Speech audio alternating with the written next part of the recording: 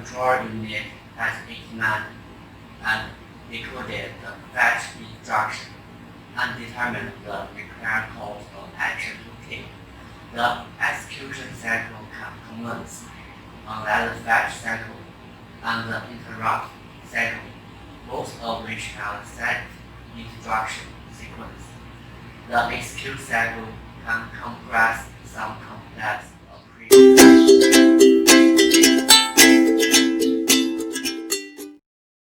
For execute cycle categories, we have four categories, which is CPU to memory, CPU to I/O, data processing, and control.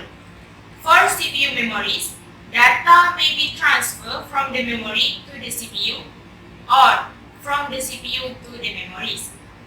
For CPU to I/O, data may be transferred from the I/O module to the CPU or from the CPU to I/O module.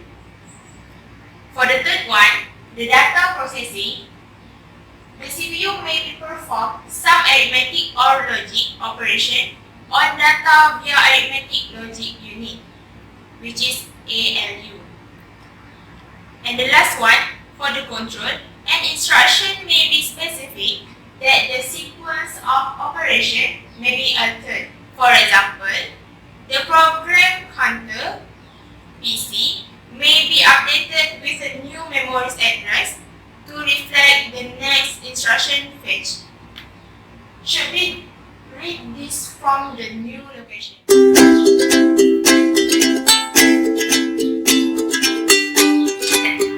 Hi everyone, today I'm going to tell you about the loop accumulator memory. First of all, this operation load the accumulator with data that is stored in the memory location specified in the instruction.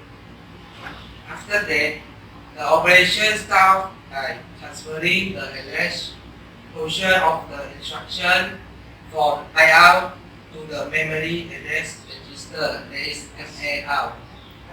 Then, the CPU transfers the instruction located at the address stored in the MAOut to the memory, that is buffer register MBOut, via the data line connecting the CPU to memory. Lastly, this transfer from memory to CPU is coordinated by the CU. To finish this cycle, the newly fetched data is transferred to the accumulator. That's all for me. Thank you.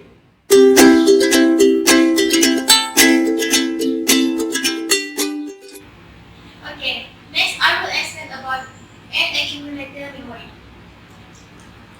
Okay, the operation starts off by transferring the address portion of the instruction from IR to MAR, that is, instruction register to memory address register.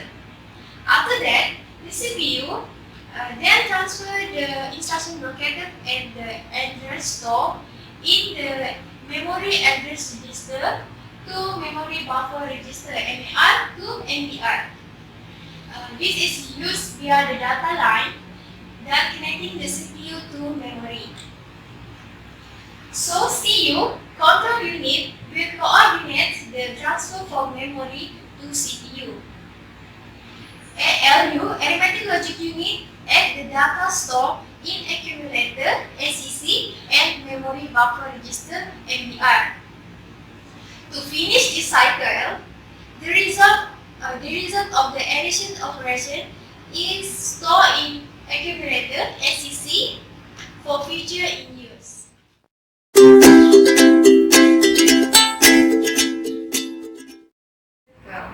An interrupt can be described as a mechanism in which an I/O module can break the normal sequential control of the central processing unit. Table 1 below summarizes the most common form of interrupts that the CPU can receive. The main advantage of using interrupts is that the processor can be engaged in executing other instructions, while the I/O modules connected to the computer are engaged in other operations. Classes of interrupts. Calling 1995. Program. Generated by some condition that occurs as a result of an instruction execution, such as arithmetic overflow, division by zero, attempt to execute an illegal machine instruction, and reference outside the user's allowed memory space. Timer. Generated by a timer within the processor. This allows the operating system to perform certain functions on a regular basis. I/O. Generated by an I/O controller to signal normal completion of an operation or to signal a variety of error conditions. Hardware failure. Generated by a failure such as power failure or memory parity error. The completion of the interrupt in the routine, the normal sequential flash execute cycle begins. Device controller or other system hardware issues and interrupts. Processor finish execution of current instruction. Processor signal acknowledgement of interrupts. Processor push PSW and PC onto control stack. Processor loads new PC value based on interrupts. Save reminder of process state information. Process interrupts. Restore process state information. Restore all PSW and PC.